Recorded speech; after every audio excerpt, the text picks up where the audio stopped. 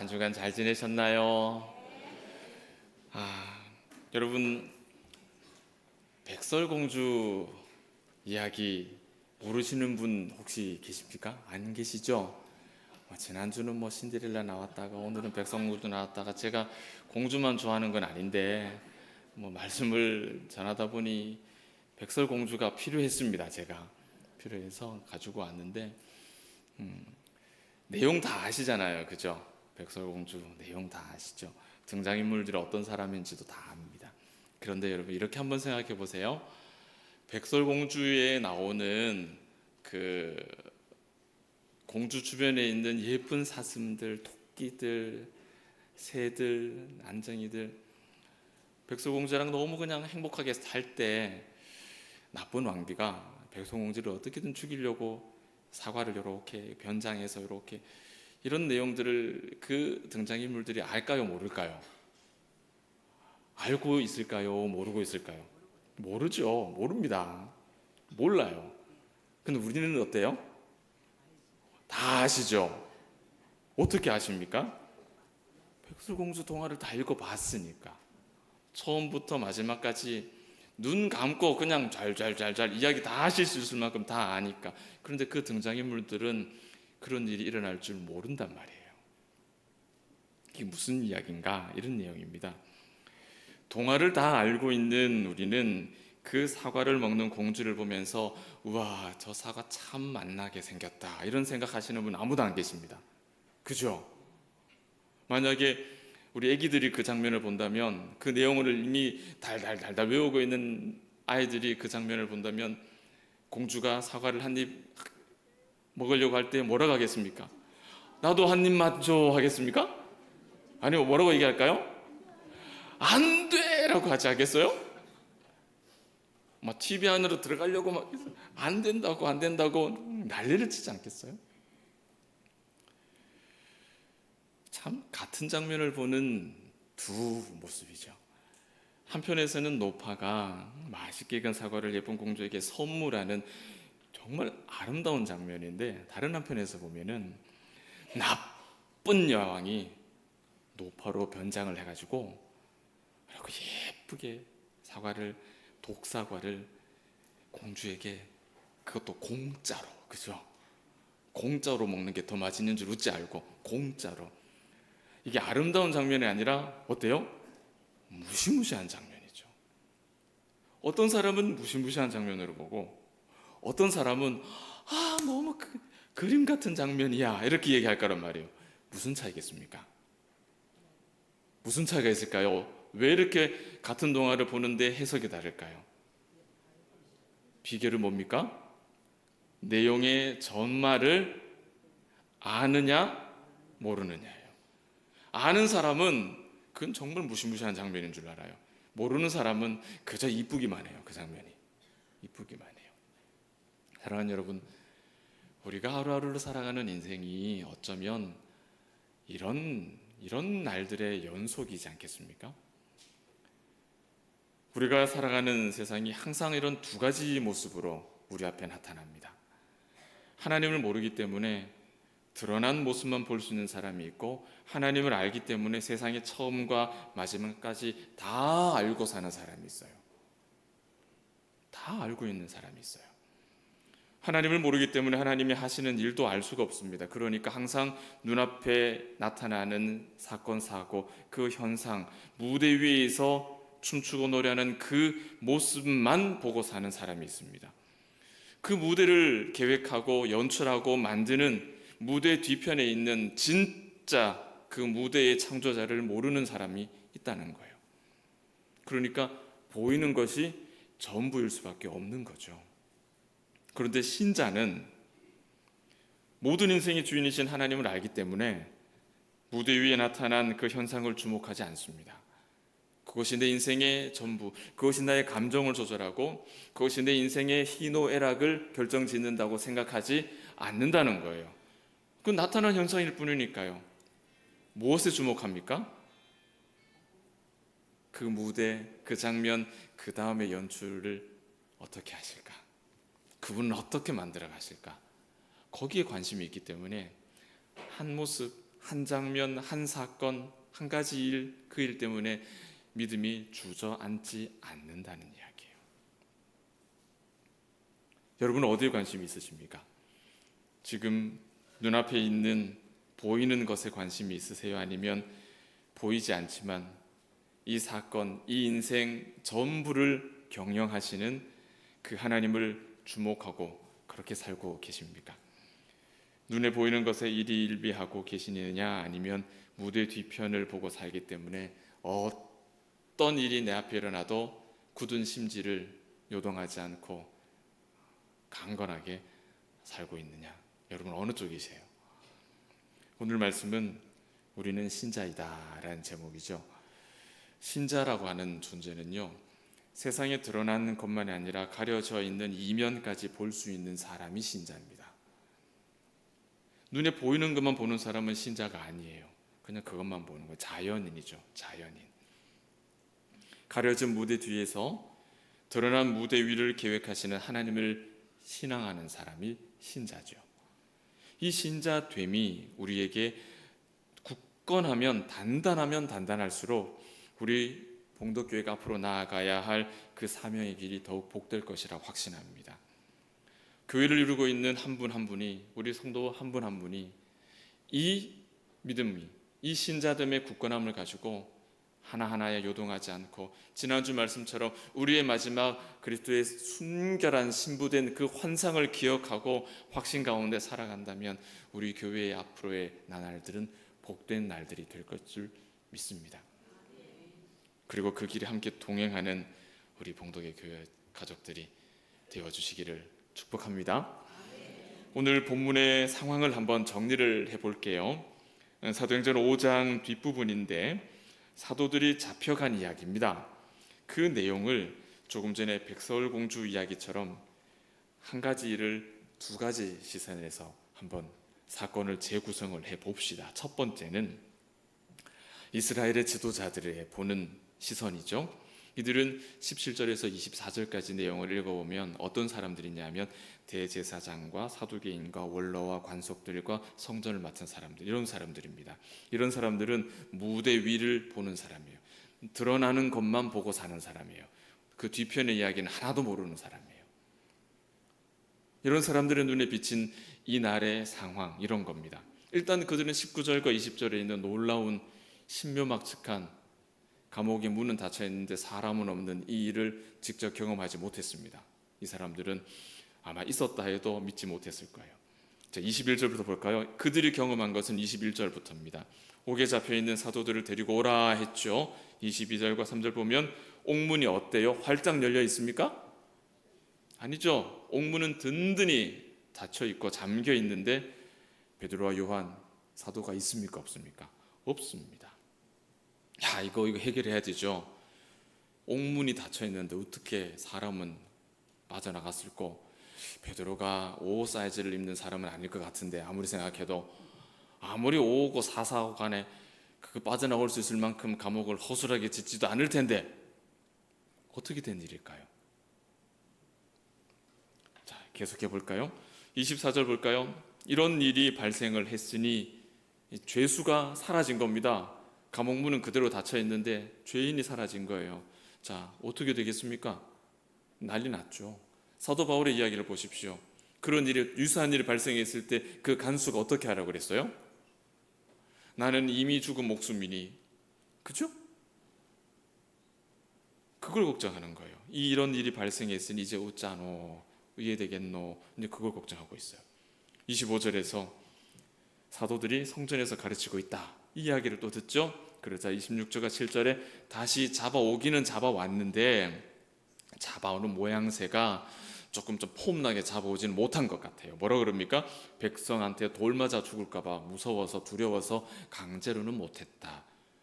그러니까 베드로와 요한이 다시 잡혀가는데 어느 정도 협조를 한 것 같아요. 안 가겠다고 버텼으면 못 잡아오는 그런 분위기였던 것 같아요. 그리고 28절에는 뭐라 그럽니까? 너희 때문에 우리가 곤란하게 됐다. 너희들 때문에 내가 참 곤란하게 됐다. 내 목숨이 지금 촌각에 달렸다. 이런 이야기를 하는 것. 이것이 눈앞에 드러난 현상으로만 인생을 사는 사람들이 가진 모습입니다. 자, 그러면 두 번째로 사도들의 시선으로는 이 상황이 어떻게 이어지는지를 한번 볼까요? 사도들은 일의 모든 내막을, 배후의 모든 일들은 세상의 처음과 마지막을 다 알고 있는 사람들이죠. 알고 있는 사람들은 똑같은 일을 어떻게 받아들이는지 한번 보세요. 19절 보십니다. 밤중에 주의 사자가 나타났습니다. 그리고 옥에 갇혀있는 이들을 풀어냅니다. 사도행전에서는요, 감옥에 갇혀있는 사람이 이렇게 영문도 모른 채 이렇게 풀려나는 사건이 3번 나와요. 5장에 오늘 나오고요, 12장에 가면 베드로 이야기 나오고요, 그 다음에 16장에 가면 바울과 신라 이야기가 유명한 이야기 나오죠. 이렇게 3번 이런 이야기가 나옵니다. 그런데 5장과 12장에는 주의 사자가 나오고 바울과 신라에는 사자라는 말이 정확하진 않지만은 유사한 형태라고 이해가 됩니다. 자, 주의 사자. 세례 요한의 아버지의 사가랴에게 나타난 존재. 마리아에게 나타나서 수태를 고지했던 존재. 주의 천사, 주의 사자, 메신저 같은 말이에요. 그 메신저예요. 지금 무슨 얘기입니까? 주의 사자가 나타났다라는 것은 성경에서는 예외 없이 하나님께서 특별한 일을 위하여서 우리 인간의 역사에 개입하시는 하나님의 임재를 뜻할 때 주의 사자는 어김없이 등장합니다. 구약이고 신약이고 어김없이 주의 사자가 등장할 때는 하나님께서 특별한 메시지를 우리에게 전하기 위해서 주의 사자를 통해서 우리에게 들어오시는 장면이에요. 그러니까 사도들이 풀려난 것은 하나님의 특별한 메시지라는 겁니다. 하나님께서 특별한 계획과 특별한 메시지를 전달하기 위해서 사도들을 풀려나게 하신 거예요. 어떤 방법으로? 신비로운 방법으로 풀려나게 하신 거예요. 똑같은 패턴이 사도행전에 3번 반복이 되죠. 20절 말씀 보실까요? 정말로 요즘 말로는 정상적이지 않은 아주 틀을 깨는 그런 장면이 연출이 됩니다. 영화로 한번 생각해 보세요. 감옥에서 풀려났어요. 감옥에서 탈옥을 한 거죠. 풀려났어요. 자, 그럼 의당 그 다음 행선지는 어디겠습니까? 집. 경찰들이 제일 먼저 어디 찾아갈까요? 어디로 찾아갈까요? 집으로 찾아가겠죠. 그럼 집에 가겠습니까? 안 가겠습니까? 집에는 당연히 안 가겠죠. 집은 아니에요. 그건 날 잡아가슈 하는 거랑 똑같잖아요. 아니에요. 의당 자연스럽게 연결되는 다음 행선지는 안 잡힐 만한 것이죠. 피난을 가는 거죠. 그러니까 안전한 곳으로. 그런데 여러분 오늘 사도들 보십시오. 어디로 갑니까? 성전을 가요. 이들이 성전에서 잡혀왔는데 또 성전에 가서 복음 전해요. 그 위험천만한 일을 또 한다는 말이죠. 이 땅에 나타나는 현상만 바라보고 사는 사람들의 눈에는 이런 사도들의 행동이 이해가 될까요? 안 될까요? 안 되는 겁니다. 의당 아무도 모르는 곳으로 빨리 도망을 가 있어야 되는데 웬걸 어디 가 있어요? 성전에 가 있어요. 합리와 논리를 따르는 사람들로의 머리로는 이해할 수 없는 이야기입니다. 사도들처럼 모든 이야기를 처음과 끝을 다 알고 있는 사람이라야 할 수 있는 행동이 바로 이런 행동이에요. 여러분, 달고나, 추억의 간식, 달고나 있죠. 달고나. 옛날에 학교 앞에서 이렇게 설탕 한 숟가락에 저는 10원으로 기억을 하는데 오늘 1부 예배 마치고 우리 교육자실에서 모 전사님께서 그때 10원이 아니었다는 거예요. 그때 10원이 아니었대요. 누군지는 절대로 밝히지 말랍니다. 아니었답니다. 여튼 학교 앞에서 군것질도 해먹고 집에서 어머니 국 푸는 국자에다가 겁도 없이 그죠? 설탕 흘려서 해먹다가 국자 태워가지고 야단 맞는 일들 뭐 저만 그런 거 아니죠? 대략 그죠? 다 그랬었죠, 그죠? 예, 그렇다네요. 달고나 맛있죠. 그것만 먹으면 맛있는데 그걸 만드는 과정을 모르면 충분히 오해가 될 만한 현상이 나타날 수 있어요. 여러분, 달고나 설탕으로 녹여가지고 그렇게 한다고 안 되잖아요. 계속 그렇게 한다고 안 되잖아요. 뭐가 들어갑니까? 소다가 들어가잖아요. 소다가. 여러분, 상상이나 하겠습니까? 그 맛만 알고 있는, 그 달콤한 맛만 기억하는 사람에게, 우리 아이에게, 저희 딸내미에게 이 맛있대요. 그럼 만들어줄게 만들고 있는데 제가 막 녹여갖고 거기에 소다를 딱 집어 넣으려고 하면 애가 뭐라 그러겠어요? 아빠, 그걸 왜 집어넣어요? 소다 맛을 아는 아이라면 먹어보면 찌릿한, 이상하지 않습니까? 여기에다가 이걸 왜 넣어요? 그럼 놀라지 않겠어요? 그런데 저는 뭐라 그럽니까? 걱정하지 마라. 네가 염려하는 그런 일들은 결코 일어나지 않을 것이다. 그리고 제가 과감하게 소다를 빡 집어넣고 막 부풀기 시작하면서 드디어 기대하는 그 모습이 나타나는 거죠. 여러분, 결말을 아는 사람과 결말을 모르고 사는 사람의 차이는 이렇게 차이가 많이 나요. 이들의 마지막이 어떻게 차이 납니까? 사도들의 마지막 모습은 사람보다 하나님을 순종하는 것이 마땅하다라고 말하죠. 여러분, 이 말의 의미가 이해되세요? 하지 말라는 너희들 말 듣는 것보다 하라는 하나님 말씀 듣고 내가 순교의 제물 되는 것이 마땅하다는 얘기잖아요. 어떻게 이렇게 할 수 있어요? 내가 복음 전하다가 내 목숨을 잃어도 그것이 마땅한 일이다라고 말할 수 있다는 것. 어떻게 이렇게 담대할 수 있을까요? 인생의 마지막을 봤기 때문이죠. 지난주 말씀처럼 마지막 때에, 세상의 마지막 때에 우리를 하늘로부터 내려오는 거룩한 순결한 그리스도의 신부로 우리를 안으시는 우리의 마지막 모습을 보았기 때문에 이 말을 할 수 있는 거예요. 그 장면을, 그 환상을 품고 살지 못하면 어때요? 백성을 두려워서 함부로 못하는 이런 인생을 살 수밖에 없는 겁니다. 오늘 내 앞에 나타나는 이 현상 때문에 하루하루 일어섰다 주저앉았다 그 일을 반복하고 살 수밖에 없는 거예요. 이것이 하늘에 속한 사람과 땅에 속한 사람의 극명한 차이입니다. 여러분, 이 장면에서 의문 생기지 않습니까? 저는 두 가지 큰 의문이 생기는데, 왜 유대인들은 사도들이 어떻게 풀려났는지에 대해서 관심이 없을까요? 이건 정말 신기한 일이잖아요. 그런데 거기에는 하나도 관심이 없어요. 이 유대인들은 문이 잠겨 있는데 사람이 빠져나온 겁니다. 베드로와 요한이 날씬해서 그런 게 아니라고 했잖아요. 신기한 일이죠. 어떻게 나왔을까? 묻질 않습니다. 왜 이 놀라운 사실에 관심이 없을까? 감옥에 있어야 할 사람이 지금 성전에서 말씀 가르치고 있는데, 그러면 뭐가 제일 궁금하겠습니까?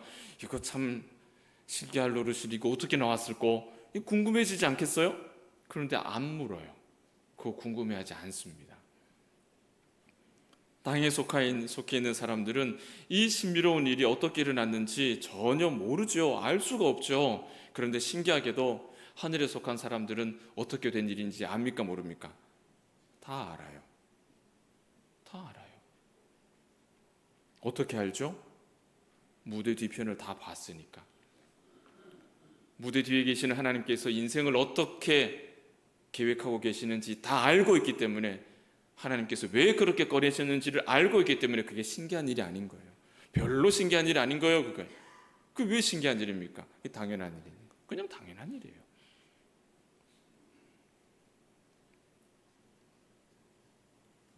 우리가 신자이기 때문에 하나님이 이 땅에 메시지를 전하기 위해서 이와 같은 놀라운 일을 하셨다는 사실 우리는 알고 있고, 그것이 우리 눈에는 보이는 겁니다. 그런데 하나님을 알지 못하는 사람은 그것을 볼 수가 없습니다. 그래서 오늘 내 앞에 일어난 이 일 때문에 내가 기쁘기도 하고 슬프기도 하고 좋았다가 낙심했다가 오락가락하는 인생을 살 수밖에 없는 거예요. 하나님을 모르는 사람은 다른 것에 관심이 있습니다. 오늘 말씀 보십시오. 잡아오라. 오게 사도들이 없습니다 하니까 어떻게 된 일이냐, 어디로 갔냐, 도대체 어떻게 나갔냐, 이렇게 질문하지 않지요. 뭐라고 말합니까? 24절에 아이쿠야 큰일 났다, 죄인이 사라졌으니 이 일로 이제 나는 어떡할꼬. 내가 살겠나 죽겠나 자기 걱정만 해요. 이거 어떻게 해야 되나 자기 걱정만 해요. 내 앞에 일어난 문제, 이 일로 나에게 닥칠 그 어려움을 어떻게 해결할까 거기에만 관심이 있어요. 죄수가 사라진 이 상황에서도 어떻게 하면 나의 지위와 나의 신분을 그대로 보존할 수 있을까만 관심이 있습니다. 이 땅에서 세상 사람들이 어떻게 하면 이 현실에서 내가 성공할 수 있을까? 어떻게 하면 어려움을 당하지 않을까? 어떻게 하면 나만 아니면 된다라는 이 생각 가지고 살아가는 것과 뭐가 다르겠습니까? 뭐가 달라요? 똑같잖아요. 다른 의문도 있습니다. 사도들이 복음 전하지 말라는 명령을 어겼는데 너 왜 그렇게 하지 말라는 걸 기를 수가 하니 그 이유를 궁금해하지도 않아요. 보세요. 복음 전하지 말라는 명령을 들은 것 같아요. 그런데 사도들은 감옥에 나와서 다시 말씀 전하죠. 명령을 어긴 겁니다. 그러자 유대인들이 엄금했다, 엄하게 우리가 금했다라고만 말을 하지 왜 그런데 굳이 그렇게 하느냐라고 묻지 않습니다. 그럼 뭐라고 이야기를 해요? 너희들 때문에 우리가 곤란해졌다라고만 이야기를 하는 거예요. 땅에 속한 자들은 항상 자기 자신의 것에만 관심이 있습니다. 사랑하는 여러분, 오늘 이 사도행전의 이야기 속에서 우리는 세상과 하나님의 백성 사이의 큰 차이, 간격을 발견하게 됩니다. 세상은 하나님을 이해할 수 없어요. 세상은 전체의 설교들을 보지 못했기 때문에, 그렇기 때문에 내가 속해 있는 내 눈앞에 있는 것만 보고 살게 됩니다. 그러면 절대로 하나님을 알 수가 없죠. 창조주를 알 수가 없죠. 똑똑해도 소용없어요. 영생의 복음이 선포되는 이 자리에 앉아 있는다 하더라도 은혜를 간절히 사모하는 마음이 없다면 은혜는 우리 가운데 찾아오지 않습니다. 이것이 세상과 하나님 백성 사이의 차이예요. 소득 차이가 아니고요, 얼마나 많이 배웠나 차이가 아니고 성격 차이도 아니에요. 세상이 우리가 세상을 서로 도무지 이해할 수 없는 간격이 있다는 것을 인정할 수밖에 없는 유일한 이유는 복음이 있느냐의 차이입니다. 진리를 알고 있느냐의 차이예요. 이 진리를 공유하지 못하면 세상은 절대로 신자들을 이해할 수 없습니다. 사람을 따르는 것보다 하나님을 따르는 것이 마땅하다, 이 말을 이해할 수 없다는 거예요. 왜? 진리가 없으면 그 말을 이해할 수 없어요. 이 땅이 아무리 좋은 것이라도 복음을 대신할 수 없습니다. 이 진리를 아는 사람의 눈에 보이는 영원한 것이 육체의 정욕과 안목의 정욕과 이생의 자랑뿐인 사람에게는 보일 수가 없어요. 보일 리가 없어요. 어떻게 보이겠습니까? 이것이 순전한 믿음이에요. 교회는 세상이 이해할 수 없는 신앙 공동체입니다. 절대로 땅의 방식으로 교회가 건강하게 자라날 수 없어요. 절대로 그렇게 교회가 부흥할 수 없어요. 교회는 순전한 말씀으로, 순전한 복음 증거로, 순전한 성도의 교제로 건강하게 자라납니다. 베이커리 가시면은 공갈빵 있죠. 겉으로 보기에는 빵빵한데 어때요? 그 속은 텅 비어 있죠. 그게 가라지로 가득한 교회의 모습이에요. 겉으로는 커 보이는데 그건 가라지가 많아서 꽝꽝 빵빵한 거예요. 들여다보면 알곡은 없는 거예요. 1세기와 2세기 교회들은 복음을 위해서 죽음을 각오해야 했던 시대입니다. 그러나 순교자의 피가 뿌려진 그곳에 교회가 세워졌어요. 지금은 어떻습니까? 이 땅의 많은 교회들이 복음을 세상에서 보기에 좋은 것들과 비슷한 것으로, 어쩌면 똑같은 것으로 그렇게 만들어 버리려고 해요. 이것도 좋고 저것도 좋고. 하나님은 그렇게 하지 말라 하셨는데, 두 주인을 섬기면 안 된다고 하셨는데, 이 땅의 교회들은 기어코 시키지도 않은 일을, 하지 말라고 한 일을 기를 쓰고 하려고 한단 말이에요.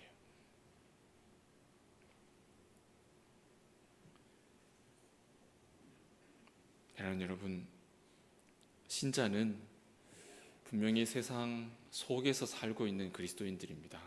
우리가 세상 밖에서 따로 사는 사람들이 아니에요. 그렇지만 여러분, 신자라고 하는 사람들은 세상 속에서 살고 있지만 세상에 속해서 살지는 않아요. 그런 사람은 신자라고 말할 수가 없죠. 그런 사람은 신자라고 부를 수가 없습니다. 교회가 세상을 품기 위해서 복음의 문턱을 낮춘 적이 있습니다. 그런 일들이 교회 역사에 많이 있습니다. 복음의 문턱을 낮추는 거예요. 그 결과는 교회 안에 가라지가 무성해지는 겁니다. 그것이 교회의 역사가 가르쳐주는 교훈이에요.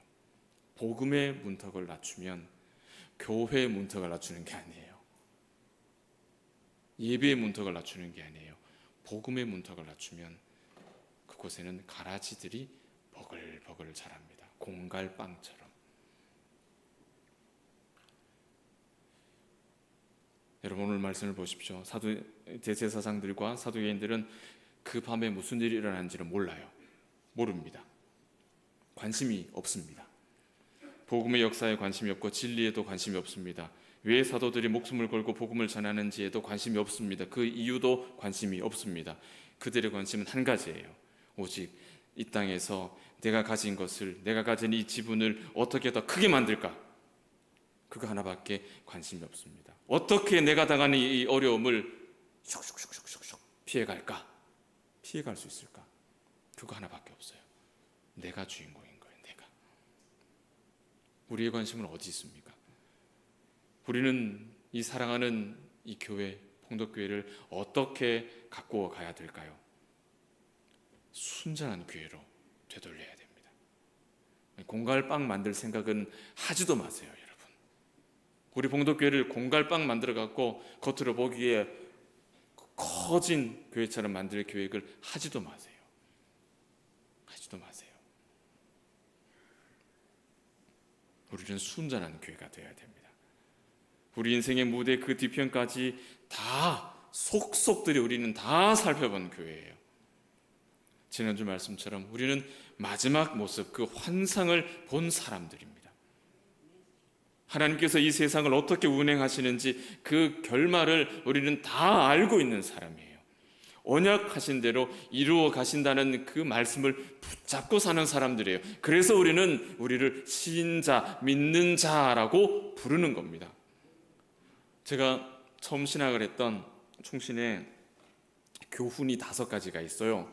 그 교훈 5가지가, 첫 번째 교훈은 신자가 되라입니다.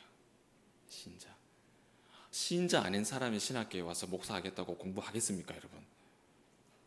그죠? 그런데 학교에서는 뭘 제일 처음에 가르치냐? 다른 거 될 거 없다. 네가 먼저 신자가 돼야 된다. 신자가.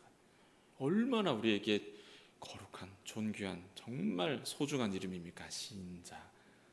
목사라는 이름보다 신자라는 이름이 수천만 배는 저는 더 좋습니다.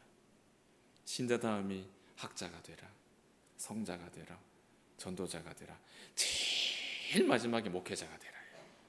제일 마지막에 목회자가 되기 위해서 왔는데 제일 마지막에 목회자가 되고, 그 전에 네가 돼야 될 코스가 많이 있어. 제일 먼저 너 신자가 돼야 돼. 신자가 돼야 돼. 하나님의 방법이고 하나님의 순서예요. 여러분, 29절 말씀으로 마무리 지읍시다. 사람보다 하나님을 순종하는 것이 마땅하니라. 이 말씀의 의미는 우리는 세상의 처음과 끝을 아는 사람이기 때문에 우리들의 삶이 세상과는 달라야 된다는 거예요. 더 나아가서 우리의 신자됨이, 우리의 신앙함이, 우리의 직분이 교회 안에서 세상 사람들의 행동 양식처럼 서로 경쟁하고 서로 시샘하고 힘겨루기를 하는 그러한 형태가 되면 안 된다는 이야기입니다. 무슨 소리냐? 우리는 세상의 끝을 본 사람이죠. 내 인생의 마지막을 본 사람이잖아요. 마지막을 본 사람이에요. 그렇기 때문에 더 희생할 수 있는 겁니다. 내 인생의 마지막을 봤기 때문에 내가 더 낮아질 수 있는 거예요. 더 낮아져도 내 인생의 마지막이 안 변하기 때문에, 안 변한다는 걸 아니까 더 낮아질 수 있는 거예요. 더 죽을 수 있는 거예요. 더 겸손할 수 있는 거예요. 그렇게 한다고 해서 내 인생의 마지막에 달라지지 않는다는 걸 알기 때문에 할 수 있는 거예요, 여러분. 신자는요, 더 겸손해지는 것을 두려워하지 않는 사람이 신자입니다. 여러분, 겸손해지는 것, 여러분 더 희생하는 것, 더 낮아지는 것, 여러분 그게 두렵고 그게 불편하고 그것이 꺼려진다면 나의 신자됨이 굳건하지 않다는 증거예요, 여러분. 여러분, 그것 때문에 내 마지막에 달라지질 않는다니까요. 오히려 하나님은 우리의 더 낮아짐, 더 겸손함을 통해서 착하고 충성된 종이라 하시는 겁니다. 낮아지는 것이 두렵지 않은 사람, 우리는 더 겸손해야 돼요. 왜냐? 교만한 신앙은 언제라도 사람을 해치는 무기가 될 수 있기 때문입니다. 여러분, 우리가 알고 있는 십자가는 어떤 모양입니까? 사람에게 위로와 평안과 안정과 구원을 주는 십자가죠. 그런데 어떤 사람은요, 그 십자가의 내 귀퉁이를 이제 연필 깎듯이 그렇게 뾰족하게 깎아요. 날카롭게. 자, 우리가 그림을 그리고 예수님 달려있는 그 십자가와 내 모습, 내 꼭지를 다 깎아서 뾰족하게 만든 십자가, 이제 그림이 상상이 되세요? 되시죠? 여러분, 십자가는 분명히 우리 신자에게 하늘의 신령한 무기이죠. 그런데 그 십자가를 무기로 쓰려고 내 귀퉁이를 뾰족하게 깎아갖고 그 십자가를 가지고 사람에게 달려간다 생각해 보세요. 하늘의 신령한 무기가 되겠습니까? 아니죠. 그것은 사람을 해하는 무기가 되는 거예요. 우리 믿음이 얼마든지 그렇게 될 수 있어요. 우리의 믿음이, 우리의 신앙이 날카로워지면 여러분, 그것은 사람을 해하는 게 됩니다. 원수를 향해서 날카롭게, 칼처럼 날카롭게 가다듬은 그 십자가를 겨누어 놓고 그 십자가에다가 Made in Heaven이라고 적어 놓으면 여러분, 그것은 천국에서 내려온 은혜로운 신앙의 어떤 아이템이 될 수 있을까요? 그것이 그 사람에게, 그 십자가가 겨누어진 그 사람에게 은혜가 되겠습니까, 여러분? 아니잖아요. 그러나 우리는 그런 일들을 너무 많이 하고 살아요. 그렇게 뾰족한 십자가를 손에 들고 있지 않으면 지는 것 같고 당하는 것 같고, 아니요. 그러라고 예수님께서 우리에게 주신 십자가가 아닌 겁니다. 우리는 마지막을 아는 사람이기 때문에 더 겸손해져야 돼요.